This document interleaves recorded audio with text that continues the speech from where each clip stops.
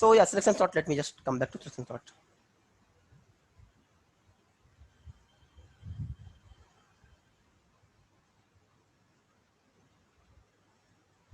So the name itself suggests what we do here. So what we do here is that here we have an array.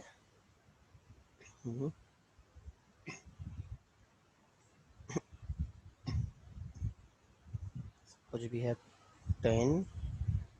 Suppose we have 2. Suppose we have 11, and then 0, and then 8, and then 5, right? So you can see the screen, right? Yeah. Awesome.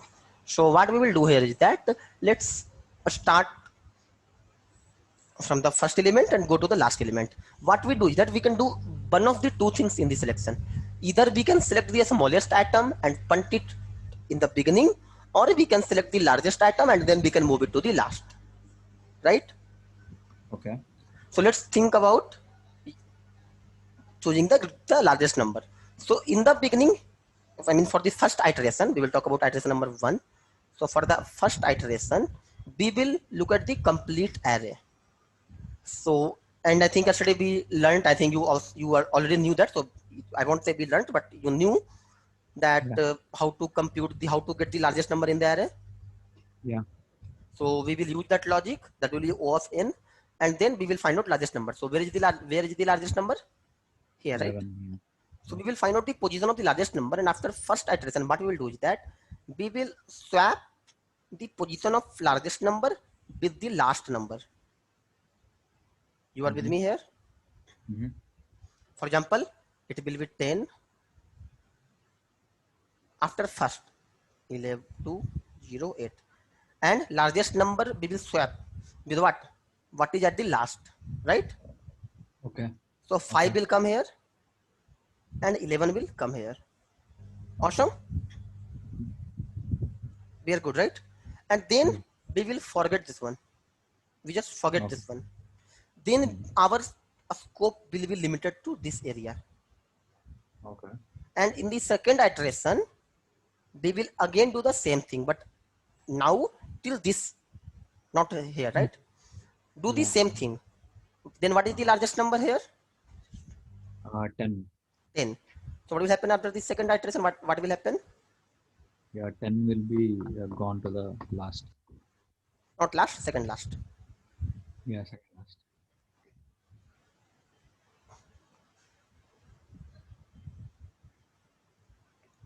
So here 11 will be there. Here we will go 10. 10. And we will do a swapping, so it will come at the position of 10, right? Then in the third iteration, we will do the same thing, but now we will exclude last two. So in the first iteration, we will exclude 0th, which means nothing. In the second iteration, we will exclude the last one. In the third iteration, we will exclude last two, because last two are sorted. Now we will do what? We will again do the searching for the largest number in this set. It will be 8, right? Right? Now in these 4 elements, we will do the search for the largest number, right? And that number is 8.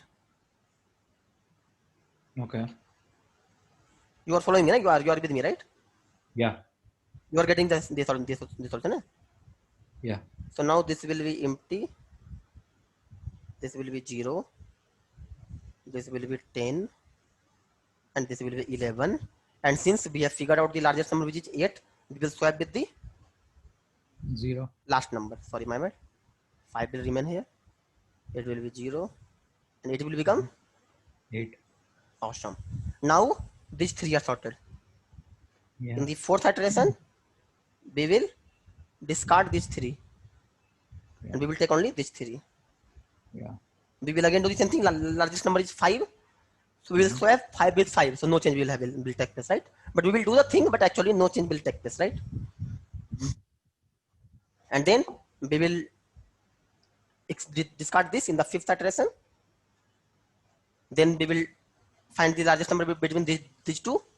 So 2 will be there. 2 will be swapped with the 2. So no change will happen. So at the end, we will find a sorted array. Okay. Are we good? Yeah. And I think yesterday we wrote the code for it, right? Or we didn't? I think we haven't got. Okay, so we can write the code here. Can you write, or do you want me to write? Yeah, you can write. Oh, you want me to write? Okay. Yeah, we can write the code. It's very simple.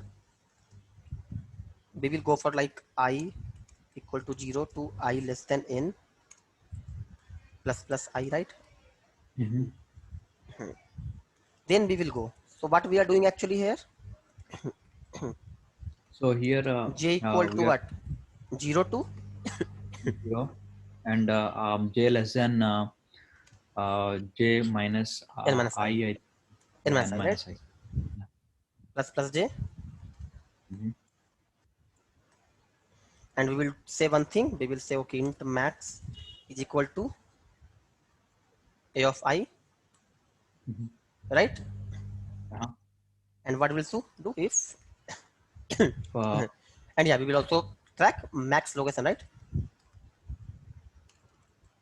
Where that largest number is lying, right? We have to find out the position now. Here what okay. we are doing, we were finding out the position of the largest number, right? Yeah. And then we were doing a swap. Yeah. Cool. Okay. So here, okay. Now replace the max with the largest one. If max is greater than a of I, Yeah. max is equal to a of I.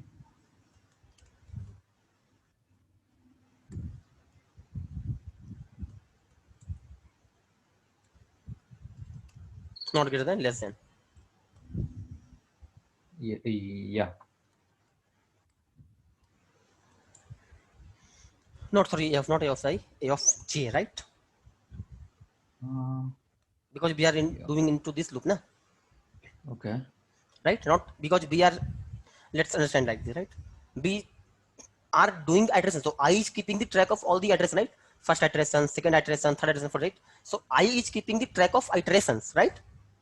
Okay. Okay. And inside Okay. that iteration, we are traversing, Okay. right? Mhm. Oh no, this is really bad. But yeah, max is max equal to a of j, right? And then max Yeah. location will be A of I. A of I or A of no, J. not a of only j, right? It's location, no, it's the location. Okay. Okay. Okay. Cool. Yeah. Okay. So what we are doing here is that since we have max, we have found out the maxical location, right? Now what we'll do, we will move away from this loop. This has become really bad. This is really bad for this one, right? Yeah. I think you can use notepad or something. Yeah. Yeah, I can, but yeah, I think let's try with this for now.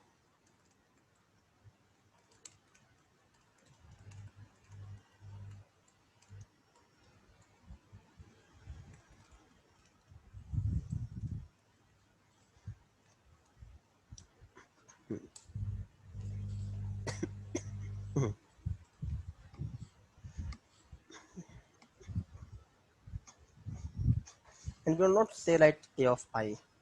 We can say int of min, right? Okay.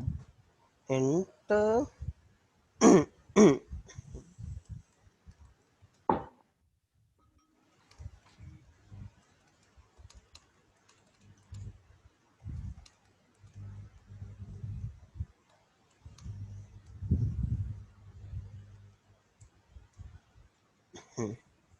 now max is less than a of j, max equal to a of j, right? Mm-hmm. And max location is equal to j. J. Now we will go out of this j ka loop. So at the end, what will happen? At the end, what we will have to do? We have to do a swap, right? Up. Yeah. And we have to do the swap with the last value of j. So what we can do is that we will do int of temp equal to, A of J. not if you will just think here, temp will become, so actually we have max ka location, right? So Yeah. we will do int of temp will be equal to what? I mean, we don't need to do a swap because we have already stored that in the max, right? Okay, okay. And we know the location. So what we will do is that we will do like this. A of max location will be equal to, here you have to be careful. I will write something and you have to say that why I have written this. Okay. Did you know why did we do this? Why did we do j minus 1? J minus 1. And then I will do one more thing here.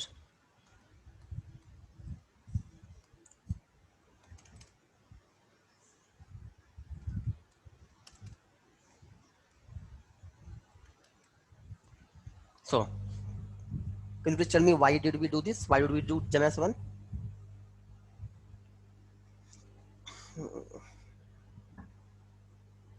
So let's say, since we are going into the loop, right? Right? So when will the loop break? Let's suppose for the first iteration, we have element like, we have say numbers like 0 to 6. We have like 6 elements. So 0 to 5, right? Hello? Okay. So Yeah. for the first iteration, suppose we are getting the max element as third location, right? Third position. Okay. So we will do a swap of what? We will do a swap of third position and fifth position, right? Oh, yes. But if we talk about this loop, in the beginning, j is less than n and n is 6, right? We have 6 elements, so n is 6, right? So the loop will be true till j is equal to 5. And when will the loop break? When j will be equal to 6, which is same as the number of elements in the array, right? Okay. But we have to update what? We have to update the last element.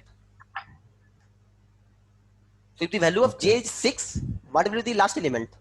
J minus 1. You are getting my point? Minus 1. No, I didn't get it.